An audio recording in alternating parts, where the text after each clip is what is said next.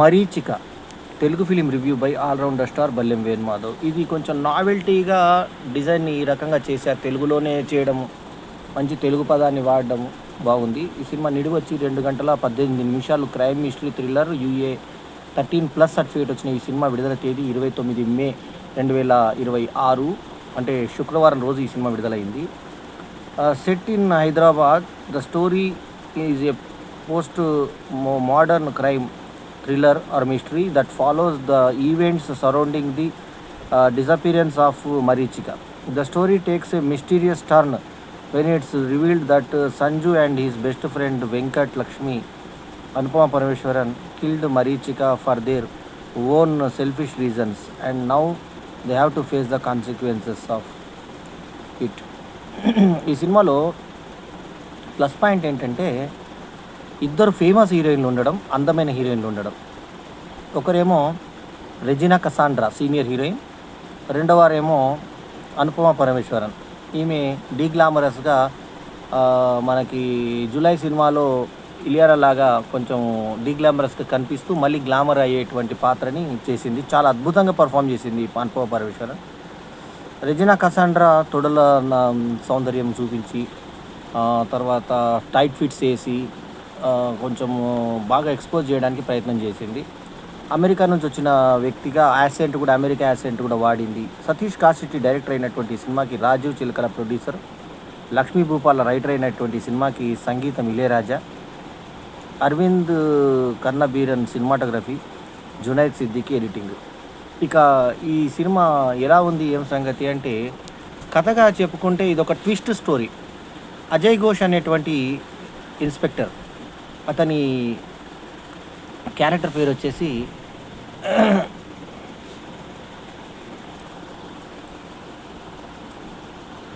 Anjubabu CI. అట్లాగే ఇందులో ఇంకొక క్యారెక్టర్ ఉంది, పేకాడేటువంటి రాజబాబు క్యారెక్టరు శ్రీనివాస్ చేశాడు, వడ్లమాన్ శ్రీనివాసు. ఆయన లైఫ్ టైంలో మళ్ళొక మంచి పాత్ర అని చెప్పుకోవచ్చు. చాలా బాగా చేశాడు, అద్భుతంగా. అపార్ట్మెంట్ తన కూతుర్ని సౌందర్యాన్ని ఇష్టపడుతున్నట్టుగా భ్రమపడి హీరోను అటాక్ చేసేటువంటి పాత్ర. 2-3 చోట్లలో హీరో ఒక దగ్గరనేమో జాకెట్ కొనే దగ్గర, ఇంకో దగ్గర కాలనీలో, లాస్ట్ క్లైమాక్స్లో మొత్తానికి 3 దగ్గర అతను పట్టుకునేటువంటి ప్రయత్నం చేస్తాడు.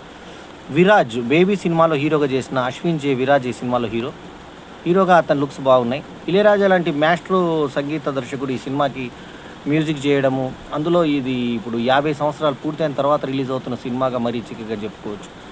అయితే ప్లస్ పాయింట్స్ ఏమో ఈ సినిమాలో స్టార్ క్యాస్ట్, మైనస్ పాయింట్స్ ఏంటంటే ఈ సినిమాలో కథనాలు చాలా విచిత్రంగా ఉండడం.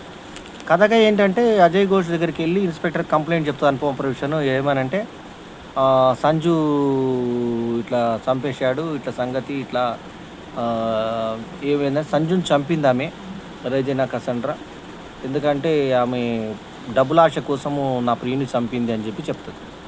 ఇంటర్వెల్కు ముందు కరెక్ట్గా ఆ సంజు వచ్చి నిలబడతాడు, నేనే సంజుని అంటాడు. అంటే ఈమె చెప్పింది రైటా రాంగ్ అనే దాని మీద సస్పెన్స్ మీద మనకి ఇంటర్వెల్ కట్ చేసి, సెకండ్ హాఫ్లో ఇదంతా స్టోరీ వీళ్ళు కల్పించి యాక్చువల్లీ అనుపమ పరమేశ్వరనే ఆమెను చంపింది. అంటే పొరపాటున జరిగినప్పుడు, ఆ సీన్ జరిగినప్పుడు, అంటే ఆయన చేతిలో, విరాజ్ చేతిలో చనిపోయింది ఎవరు రెజినా. అది తన మీదకి రాకుండా ఉండడం కోసం, నువ్వు నన్ను పెళ్లి చేసుకుంటే నేను ఇది చేసుకుంటానని వెంకటలక్ష్మి ఇష్టపడుతుంది, వెంకీ అని పిలుస్తుంటాడు ఆమెని. సరే అని చెప్పేసి పెళ్లి చేసుకున్న తర్వాత దయ్యంలాగా మళ్ళీ ఈ ఫారెన్ పోయినటువంటి అమ్మాయి యాక్చువల్లీ బతుకుతుంది, సావదు. దయ్యంలాగా మళ్ళీ వాళ్ళని భయపెడుతుంది, కారులో కూర్చుంటుంది. పోలీస్ పెట్రోలింగ్కి వచ్చేటప్పుడు వీళ్ళు పరిగెత్తుకుంటూ వస్తే చూసేసరికి లేదు దయ్యం.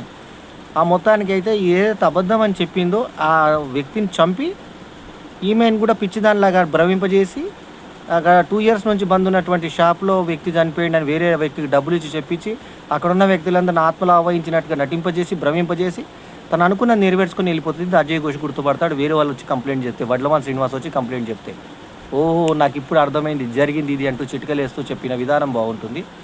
అయితే పేకాట రాజబాబు పాత్రలో వడ్లమాన్ శ్రీనివాసు, ఎస్ఐ అంజీబాబు పాత్రలో అజయ్ ఘోష్ విరగదీయగా, రెజినా కసాండ్రా కనబడ్డ దగ్గరల్లా మ్యాక్సిమం తోడలు కనబడేలాగా చెడ్డీలు నిక్కర్లు వేసుకొని, తర్వాత టైట్ ప్యాంట్లు వేసుకొని, టైట్ ఫిట్లు వేసుకొని తన సౌందర్యాన్ని ప్రదర్శించే ప్రయత్నం చేసింది.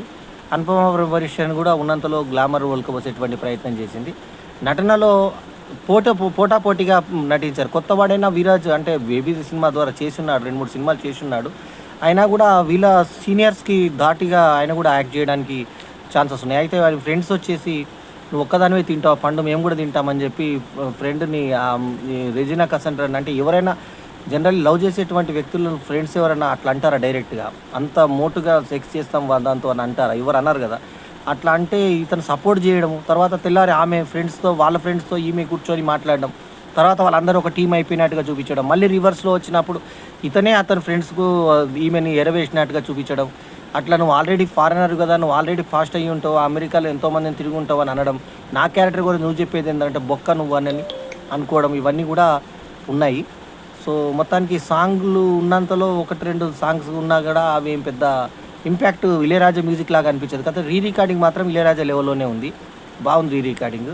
సో, ఓవరాల్‌గా 'మరీచికలో' ఫోటోగ్రాఫర్ గూడా కొంచెం కొంటెవాడే. అయిన కాడికి పిరుగుల మీద, జగనాల మీద, పిర్రల మీద ఎక్కువ వెళ్ళాడు. ఫోకస్ చేశాడు ఎక్కువ హీరోయిన్‌లకి. ఎందుకంటే ఉదాహరణకు 'రెజినా కసండ్రా' 2 సార్లు తలుపు వైపు వెళ్ళినప్పుడు ఆమె పిరుగుల మీదనే ఉంది కెమెరా అంతా. Focus Zoom చేశాడక్కడ. సో, అట్లాగే 'అనుపమ పరమేశ్వరన్' నడిచేటప్పుడు గూడా నువ్వు ఉదాహరణకు స్టోర్‌లో బిగ్ స్టోర్‌కొచ్చాను అంటుంది. అది ఏదైతే మార్కెట్‌కొచ్చిందో అదే ఆహ్, బిగ్ బజార్ లాంటి దానికొస్తుంది. వచ్చిన తర్వాత అక్కడ చూసినప్పుడు మీరు స్కిన్ టైట్ ప్యాంట్ బ్లూ ప్యాంట్‌లో చూస్తున్నప్పుడు ఆమె పిర్రల్నే ఫాలో చేశాడు కెమెరామాన్. ఎక్కువ మీరు గమనించండి. స్తనాలు దుంకడము, ఆ తర్వాత పిర్రలను ఫాలో చేయడం ఇలాంటివి ఎక్కువ చిలిపి పనులే చేశాడు ఎక్కువ మటుకు. సో, ఓవరాల్‌గా 'మరీచిక' ఆ యొక్క గ్లామర్ షాట్స్‌కి మనం చూసుకోవచ్చు తప్ప అంత కన్‌ఫ్యూజింగ్ స్క్రీన్ ప్లే. ఫస్ట్ ఏమో ఈమె అబద్ధం చెప్పేసి స్కిజోఫ్రీనియా అని చెప్పేసి ఉన్నది లేనిది లేనున్నట్టు 'నా ఊపిరి' సినిమాలో చూపించింది. 'కలలు కనికే చెల్లె కౌసల్యాంటిలో' చూపించినట్టుగా ఆ స్కిజోఫ్రీనియా ఉంది అని చెప్పి ఈమె చెప్పింది అబద్ధము. ఆ తర్వాత సెకండ్ హాఫ్‌లో ఆమెని బ్లాక్‌మెయిల్ చేసుకుంటా అతన్ని పెళ్లి చేసుకుంది. ఆ తర్వాత దయ్యమై వెంటాడి ఎవరైతే ఈమెను చంపాడో ఆ పగ తీర్చుకొని ఆమె ఫారెన్‌కి వెళ్ళిపోయింది మళ్ళీ. అని చెప్పేసి చూపించి ఆ విషయం అజయ్ ఘోష్‌కి అర్థమై ఇంకా కొత్త కేసుని వెతుక్కుందాం. పాత కేసు అయిపోయింది. దీన్ని క్లోజ్ చేసేద్దాం అనడంతో సినిమా ముగుస్తుంది. సో, ఈ సినిమాకు నేను ఇస్తున్నటువంటి రేటింగ్ 3.25/5. ఎందుకంటే దీంట్లో నిర్మాణ విలువలు బాగున్నాయి. హీరోయిన్‌లు అందంగా ఉన్నారు. డ్రెస్సింగ్స్ బాగున్నాయి. లొకేషన్స్ బాగున్నాయి. ఫోటోగ్రఫీ బాగుంది. అజయ్ ఘోష్ నటన చాలా బాగుంది. అంజిబాబుగా ఆయన పాత్ర. అట్లాగే వడ్లమాన్ శ్రీనివాస్ కనబడ్డ కాసేపైనా నవ్విచ్చాడు బాగా. సో, ఓవరాల్‌గా దయ్యం కనబడ్డప్పుడల్లా ఇది దయ్యం అని చెప్పేసి రెజినా కసండ్రా అనడం నిజంగా దయ్యం కాకుండా ఆమె మనిషి రూపంలోనే ఏం చేయాలనుకుందో చేసిందని చెప్పేసి ఇతను ఇన్స్‌పెక్టర్ గుర్తుపట్టడం వరకు చాలా ఇంట్రెస్టింగ్‌గా సాగినాయి. సో, మొత్తానికి ఏంటంటే ఒక లవ్ ఫెయిల్యూర్ అయినటువంటి అనుపమ పరమేశ్వరన్ తన ప్రేమ వేరే వాళ్ళకి పోకుండా బ్లాక్‌మెయిల్ తోటి అంటే ప్రేమని ఈ రకంగా కూడా ఉంటాయా? ఎందుకంటే 3 గంటలు కష్టపడి నీకోసం గ్రీటింగ్ కార్డ్ తీసుకొచ్చినానంత ప్రేమ. నన్ను ఇష్టపడ్డ ఈమెను నేను పెళ్లి చేసుకుంటానని 'బాహుబలి' రామకృష్ణ వాళ్ళందరూ ఉండగా నేను పెళ్లి చేసుకుంటానని ఈమెను చేసుకుంటాడు. తర్వాత మామూలు మనిషిని చేస్తాడు. కానీ ఆ కృతజ్ఞత ఆ అమ్మాయికి ఏం కనబడకుండా ఇంత బ్లాక్‌మెయిలింగ్ చేసిందా అనే దానికి కూడా కొంచెం క్యారెక్టరైజేషన్‌లో కొంచెం కాన్‌ఫ్లిక్ట్ ఉంది. అది కొంచెం కన్‌ఫ్యూజ్ స్క్రీన్ ప్లే ఉంది. సో, నైతిక విలువల ప్రకారంగా అయితే ఈ సినిమాలో ఏమాత్రం మంచి అనే అంశం లేదు. అంతా నెగెటివే. ప్రేమించాలనుకున్నదేమో బ్లాక్‌మెయిల్‌తో ప్రేమిస్తది. ప్రేమించిందామె ఇంకో రకంగా ప్రేమిస్తది. సొంత ఇల్లు అంటారు, సొంతిల్లు కాదంటారు, ఫారెన్ నుంచి వచ్చిందంటారు, ఇల్లు అమ్ముతుందంటారు, కమిషన్ అంటారు. నీకు ఇన్ని ఆస్తులే కాబట్టి కొట్టేద్దామని చెప్పేసి ఇతను ప్లాన్ చేయడం, ఆ తర్వాత ఆమె ప్లాన్ చేయడం అనేది ముందు కథగా చెప్పి, అతను నిజంగా ఇతనే ఆమె మీద ప్లాన్ చేశాడనేది రెండో కథగా చెప్పి, ఏది నిజమో ఏది అబద్ధమో ప్రేక్షకుడికి బయటికెళ్ళేటప్పటికి జుట్టు పీక్కునే లెవెల్‌లో కన్‌ఫ్యూజన్ ఉంది 'మరీచిక'. ఒక టైటిల్ ఒక్కటే మనకు ఆనందంగా ఉంటుంది. మంచి టైటిల్, ఇళయరాజా మ్యూజిక్, రికార్డింగు ఇది కొంచెం ఆకట్టుకునే అంశాలు. అట్లాగే రెజినా కసండ్రా అందాలు, తర్వాత అనుపమ పరమేశ్వరన్ పర్ఫార్మెన్సు, ఆమె అందం కూడా, ప్లస్ విరాజ్ నటన ఇవి మనకు ఈ ప్లస్ పాయింట్స్. వడ్లమాన్ శ్రీనివాసు, అజయ్ ఘోష్‌ల క్యారెక్టర్స్ కూడా యాడ్ అయ్యాయి. ఇది బాహుబలి రామకృష్ణ చేసింది కొంచెం పాత్ర అయినా తండ్రి పాత్రగా అతని గడ్డంతోటి న్యాచురల్‌గా కనబడ్డాడు. సో, విరాజ్ 2 వెర్షన్‌లలో ముందు డబ్బులున్న వ్యక్తిగా, తర్వాత డబ్బు లేని వ్యక్తిగా ఆ 2 వెర్షన్స్‌లలో దానికి తగ్గట్టుగా ఆహార్యాన్ని మెయింటైన్ చేస్తా అందమైన మొహం కాబట్టి చాలా చక్కగా కనబడ్డాడు అతను. సో, ఓవరాల్‌గా ఈమె డబ్బులిచ్చి ఏ రకంగా మేనేజ్ చేసిందనేది రెజినా కసండ్రాది లాస్ట్‌కు కొంచెం రీజనింగ్స్ ఇచ్చే ప్రయత్నం చేశాడు డైరెక్టరు.